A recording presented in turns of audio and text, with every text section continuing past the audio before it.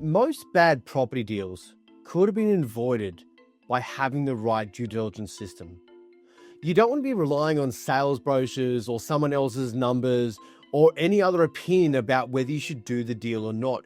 You have to take responsibility. You've got to do your very own checks. Now, whenever I work with any of my investors on due diligence, there are 4 key aspects of due diligence that you have to be thinking about.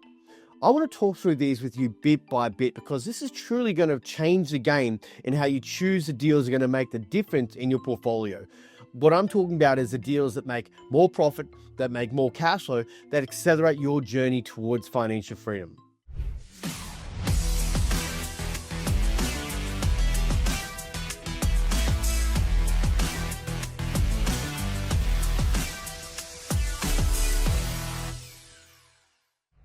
So let's get into aspect number 1 of your due diligence system. This is your macro level of due diligence. So when we're talking about your macro level of due diligence, these are kind of like the big overarching trends which affect everybody. It affects the entire marketplace. These are things like it could be interest rates, for example. It could be government policy. It could be natural disasters. It could be big international events which is impacting the whole market. A good example of that has been the Trump factor, which has come in, which has impacted retail segment, for example. So I want you to think about the big overarching trends which are having an impact on us all in our day-to-day lives. When we start to think about that, we want to start, what is actually happening in the marketplace, which is impacting everybody, impacting everyone's psychology and how they choose to live life? And how do I invest to align with the trends associated to that and not be actually pushing shit uphill? Secondly, we then drill down into what I call the micro level due diligence. Now, the micro level of due diligence is that in the world of property, for example, is where we start to focus on an individual area. And what are the things that make this individual area go up, down, or sideways? This is where we start thinking about those market drivers. These could be things, look at the supply and demand factors in the market. It could be about population growth. It could be about the infrastructure.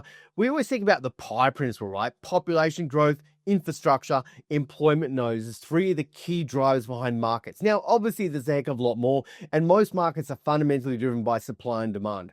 So what we're starting to ask the question about is, in this area, what are the factors, what are the forces that are operating in this area, which is making this market go up, down, or sideways? And is that a market that I want to be involved in based on my current strategy? Because when we're choosing the market, we don't choose the market and try and force the strategy into the market. We always start with strategy first, and then we choose the market which has the right forces, the dynamics behind it, which is going to serve the purpose of our strategy.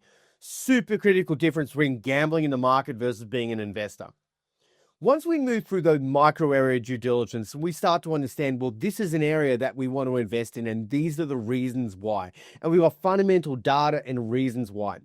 We then move into the next level of due diligence, where we start to talk about the niche level of due diligence. Now, the niche level of due diligence from a property standpoint was, hang on a moment.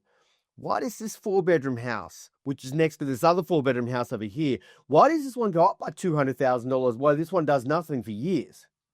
Why does this 2-bedroom apartment in this high-rise building next door to this 2-bedroom apartment in another high-rise building, where all intents and purposes on paper they may look the same? Why does this one go up by $150,000 where this one drops by $100,000? This is what I mean when I talk about this niche level of due diligence. These are the things which makes the individual property more desirable. I always like to think about when I talk to my investors about every time we choose a deal, we want to choose a deal that creates its own economy.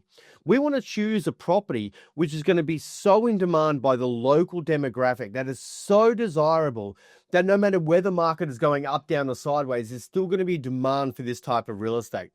So you want to get really, really nerdy about the fact of asking the question, who are the people that live here? What do they truly desire? What do they truly love? What's going to make this a home where they never want to leave and more people want to get in the areas? Once we get past that niche level and we've identified that type of real estate, which is going to be so desirable to a local demographic, we now come into the analysis part of your due diligence. This is where we look at the numbers. This is where we look at our cash flow. This is where we look at our vacancy rates. And we do the numbers, we do the sums to make sure that we can handle this and it's going to be serving the purpose that we need it to in the portfolio. Now, if you want to understand why the default life and just following the script that we're given in life is the very thing which is keeping you broke right now, and you want to understand how to escape it, then you need to make sure you watch this next video about how the default life is keeping you broke right now, and importantly, what you need to do about it.